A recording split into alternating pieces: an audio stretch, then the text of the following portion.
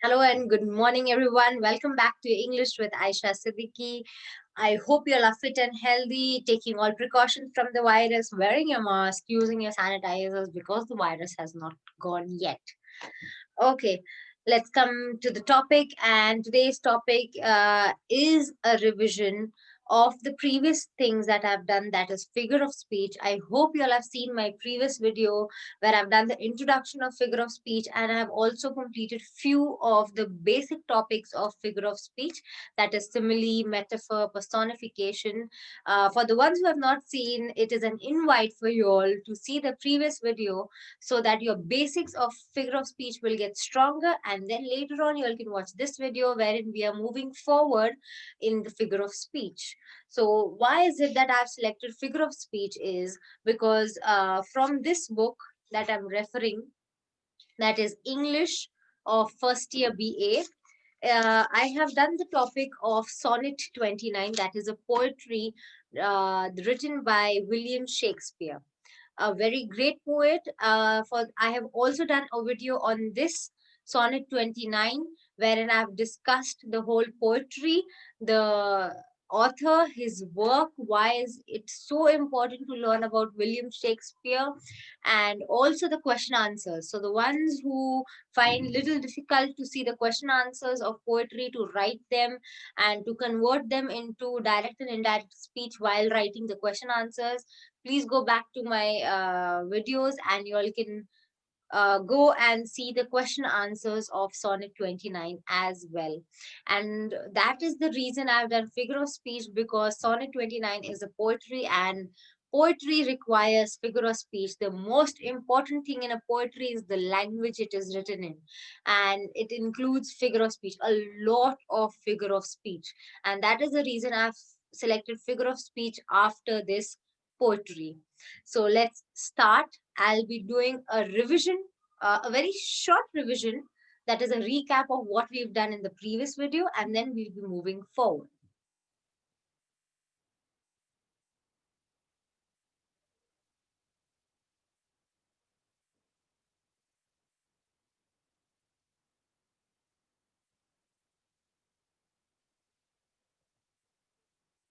So here we go. Figure of speech is a departure from the ordinary form of expression or the ordinary course of ideas in order to produce a greater effect in the way you speak. What is figure of speech? A figure of speech is a figurative language. That means it creates a figure in your mind and it forms a single word or a phrase. It can be a special repetition, arrangement, or omission of some words with literal meaning, or a phrase with a specialized meaning not based on the literal meaning of the words. What? A figure of speech is an essential word or phrase used in a non literal sense to form a vivid effect of your memory. Whenever you say something but do not mean it literally, you are using a figure of speech. Let's say you are about to head out in a store and your mother says, "You better take your jacket, it's raining cats and dogs out there." So, this is a figure of speech. So, we saw the types of figure of speech wherein I have divided into four categories. The first category is the construction, that means climax and anticlimax are included in it. The second category is resemblance. That means little similarities are there in all these figure of speech. That is simile, metaphor, personification, apostrophe. So I would like to tell the ones who are listening to me, I have completed the category of resemblance. Resemblance, that is simile, metaphor, personification, and apostrophe. So these four are completed, and you all can also see all these four in my previous video. I'll be sharing my link above. Okay. And now we'll be moving forward to the other category. So this is simile, metaphor, personification, apostrophe. So today's topic will start with hyperbole. What is hyperbole? Hyperbole is without a doubt the single greatest thing in the history of universe. Why it is written so? Let's see. In hyperbole, a statement is made empathetic or emphatic by overstatement. It has, hyperbole actually creates your language or your statement that you're speaking it has so much of effect. It over exaggerates your statement. I mean, whatever you want to say or convey to a person, it actually exaggerates that sentence so much. That means the person in front of you will be so shocked to hear it. That means, or it's something out of the way. For example, I've told you a million times. That means a person always says this, right? Nobody can say it million times, but we use the sentence when we have said it a couple of times. So whenever we've told a sentence many times, or we've asked someone, can you please help me with this? Can you please help me with this? Or we've told it 3 to 4 times, even though we've told it only 4 times, but and still the person is not listening, what will we say? I have told you a million times, don't you want to help me? All right.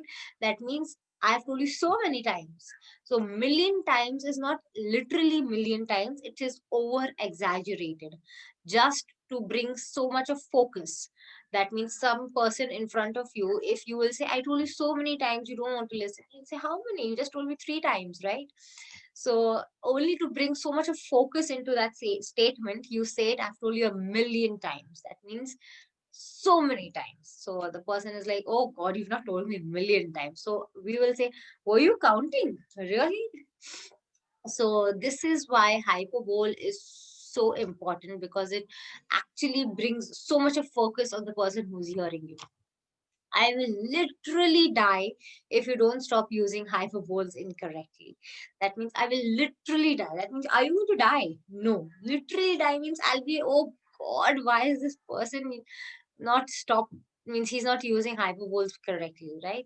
So do not use your language wrong, otherwise I'll literally die. So that's the meaning. Now let's go to the other one, that is euphemism. Euphemism consists in the description of a disagreeable thing by an agreeable name. Let's see what it is. I'll read the sentence again. Euphemism consists in a description of a disagreeable thing by an agreeable name. For example, you're telling me a fairy tale. That means a lie. So you actually say some sentence that you do not disagree, but you do not say it in a negative way. That means I am not going to listen to you, or something that you're saying is wrong or a lie. So if I want to tell a person that whatever you're speaking is a lie, so if I don't want to say it in a very direct way, that means a very harsh way, so what will I do? I will not tell him that, oh, you're lying. I'll say, are you telling me a fairy tale? That means, are you trying to fool me by saying all this that's not real? Right?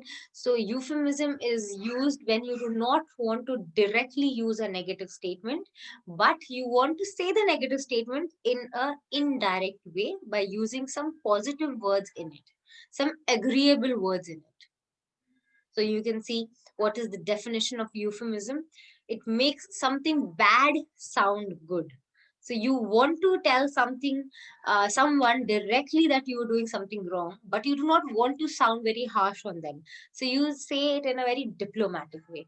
The old man passed away. So you do not want to say that the old man died or he's dead. It sounds, I mean, if you go to a family who does not know that the person has met with an accident and he expired, so you directly go to the family and you'll say that, oh, your father died, or your mother died, or she's dead. So it is just like a shock, right? Such a negative statement for the person in front of you. So you say the same thing, the meaning of the sentence is same, but you say it in a little different way, so that the person in front of you does not have so much of negativity directly in it. So you go to the family, or the children, or whoever the family is, and then you say, I think it is your mother or your father who just passed away due to something, right? Yes, the meaning is same. Either ways, you're saying that he's passed away. Even in this way he's dead, even in that way he's dead, but the way you're saying actually differs. If you directly say he's dead, that means a person can listen to it and he can get a shock, he can get heart attack. I mean, anything can happen the way you say it. So, and even you yourself is creating a very negative impact. So euphemism is really important. if you want to keep up with your emotions, if you want to be attached to somebody, you want to make a relation with someone, if you want to get emotionally attached, euphemism is very important, because it actually teaches you how to put the negative words, I mean a negative sentence, into a positive way. That means if you want a person to make work, like the person in front of you should work. Now if you directly keep on all stuffing your I mean your orders, that do this, do that, do that, it's negative, right? The person in front of you will think, why will I do it? He's directly just dishing out all the rules and regulations. I don't want to do it. So, and if you want to say the same thing in a different, in a euphemism way, how will you say it? You're so good at this work, whatever you're doing. So you're so sweet, you brought this for me. So this, you're saying the same thing, that I mean, you've done your work very nice, and I hope you're doing it good. If you want that person in front of you should do the work again and again, so you can say, I hope you will keep up with this work even for the next 2 months you are in my internship, or for the next a year that you're going to work with me. I hope you keep up with your work. So, and if you want to say it in a negative way, you have to do this work for 3 months that you're with me, or you will be doing the same type of work for a year with me. That sounds so negative. The person in front of you will say, "Why shall I do? I'll not do this type of work now. I'll decrease my way I'm doing, right? Because this person in front of me is so harsh."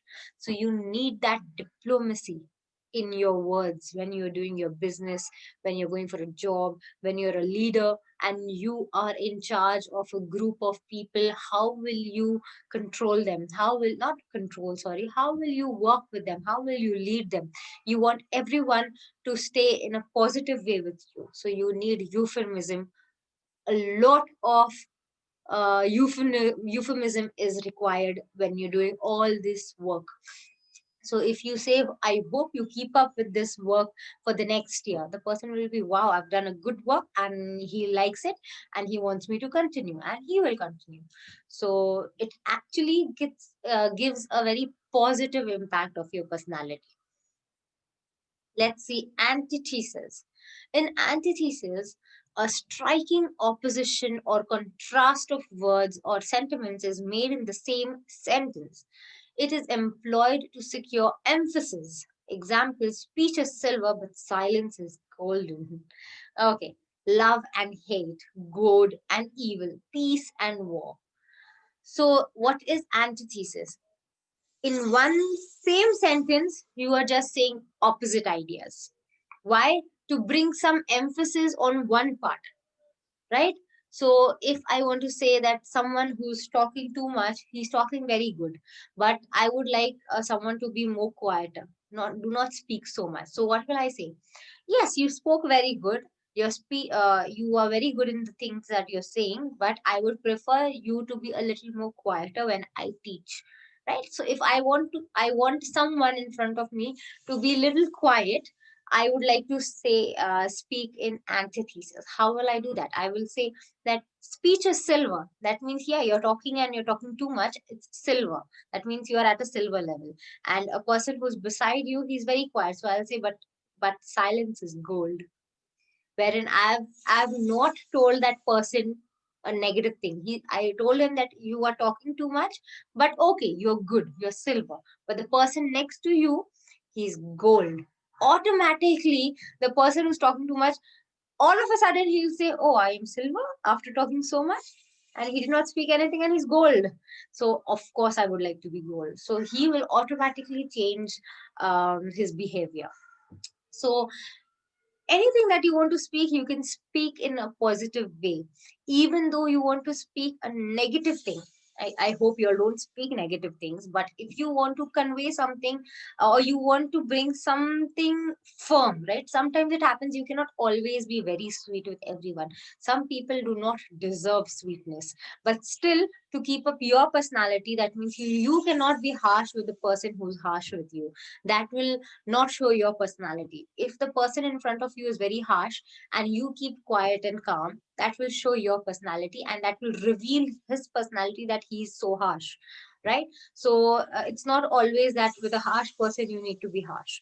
You can deal with him firmly. You need to say some things that actually has to give an impact on his mind that you are going wrong, and do not mess with me as you mess with others, right? So how will you say that? You have to be firm, but you cannot always be weak. Firmness and weakness is something else. You cannot show weakness in front of that person. He will make you more weaker. You need to be strong and firm, but without staying negative.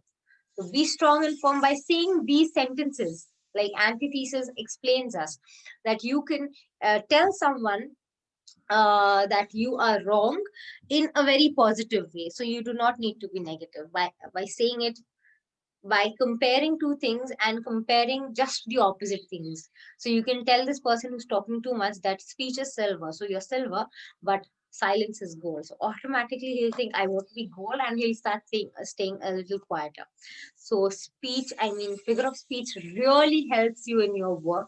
It's not only something people say, why to learn figure of speech? It's just a childish thing. We've done it in school. We don't need it anymore, right? It's just grammar. But it actually requires in your day-to-day life, in your job, in your business, everywhere, how to bring an effect in the way you speak, how your words will create impact on the person who's in front of you hearing you. How will you be diplomatic? How will you say something in a more emotional way? That means that we've done behind euphemism. You want to say something but in a more emotional way. That means that person in front of you should not go into shock by listening to it. And antithesis, you just want the person in front of you to listen to you by you explaining them the difference between this to that. So it's just the opposite, striking the opposition. That means striking the person in front of you by showing two opposite ideas, silver and gold. Two opposite things are shown. So good and evil. So if a person who's acting very evil in front of you, you cannot directly say you are evil. He'll start being more evilish with you. That I am evil. You're talking to me like that. Yes, I'll show you how evil I am. I hope you don't come across such people, but there are people like that. So you cannot deal with them in this way. How will you deal with them? That suppose a person who's talking to you, he's giving all bad words and all and all. So what will you say? You will say, I think bad words shows the personality of a person, and this person who's just beside you, he's never given a bad word, and I think I he's the best person I've seen, right? So you do not directly point on him by saying that you are a person who's evil, always giving bad words and this and that. You said that bad words is just revealing a person's personality, but a person who never gives bad words is the best person I've seen. So this is the way the person who's giving bad words will, he'll not say that this person is against me. He'll say that I think she is actually trying to improve me, right?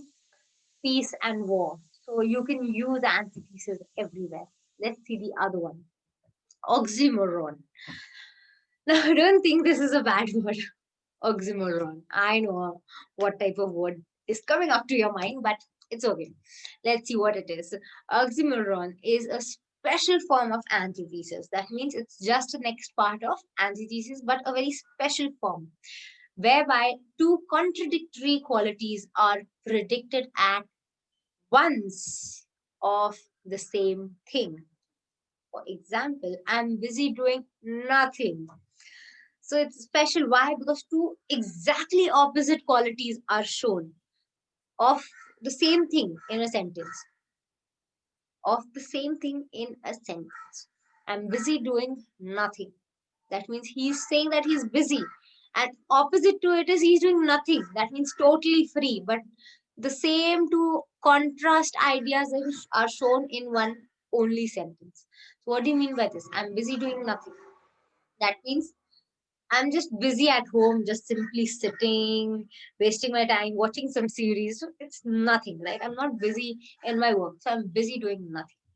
Or examples, let's see a few examples. It's written here of oxymoron, that is known secret. What do you mean by this? How can a secret be known? Known means everybody knows it, and secret means nobody knows it. But Both opposite qualities are explained in one only sentence. That means known secret. Now, this literally means that some secret that a person must, for example, I'll tell you, suppose I tell a friend, if I tell something to my friend by just saying that, this happened, maybe she'll forget it and she'll not even bother to tell someone else, right? But if I specifically tell her that, you know what, I want to share a secret with you, but please don't tell it to anybody, okay? It's a secret, only you, I'm telling you, and don't tell it to anybody, especially don't tell that girl, okay? So, what will happen? Because I have told her that it's a secret, it's a secret. Maybe if I wouldn't have told her it's a secret, she wouldn't have even bothered to talk about it. But because I told with so much of impact that it's a secret, the next day, it's not that she's doing it purposely, but it's a human nature because the mind is telling it's a secret, it's a secret, you should not tell, you should not tell. And the evil comes at knock, knock, you should tell. So that person will specifically say to the other person, this is a secret of my friend. I have only told you, huh? Please do not tell it to anybody else. It is a secret. Keep it secret. I am only telling you. So it's gone to the second girl. The second one will tell to another one that it is a secret. Only me and one more girl knows it. Do not tell it to anyone. So that secret is no more secret till now, right? So if you want to spread something, you should only say that it is a secret, and it automatically will spread. So that's known a known secret. Orderly confusion. That means it's in order, but we are still confused. So, two opposite contrast qualities in one is known as oxymoron. Confirmed rumor. If it's confirmed, how it is a rumor, right? But confirmed rumor means this rumor is actually being confirmed that yes, it is right. This thing had happened about that one. Confirmed rumor. Two opposite things in one thing. Awfully nice. How can someone be awful and nice at the same time? So you got that oxymoron are two opposite qualities in one sentence. Let's see epigram.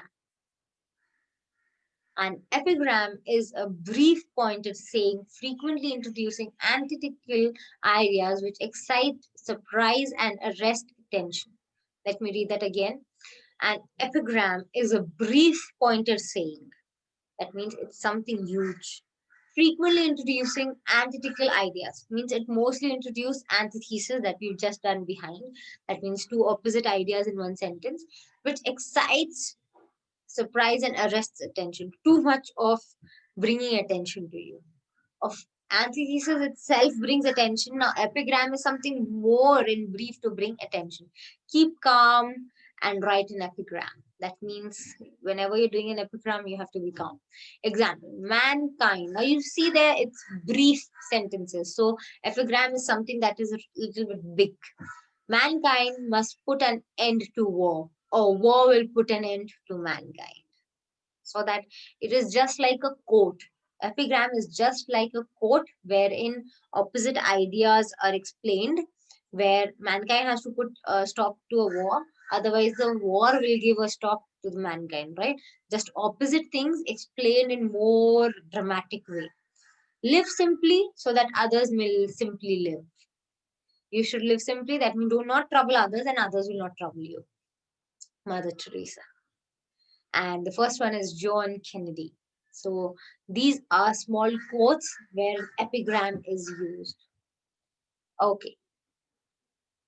The other one is irony, pun, metonymy.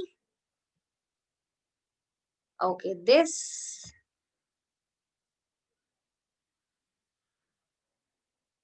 Sorry, let me go back to irony. So we'll be doing irony and pun in this one, and from metonymy, we'll be doing it in another video. Oh, I'm sorry.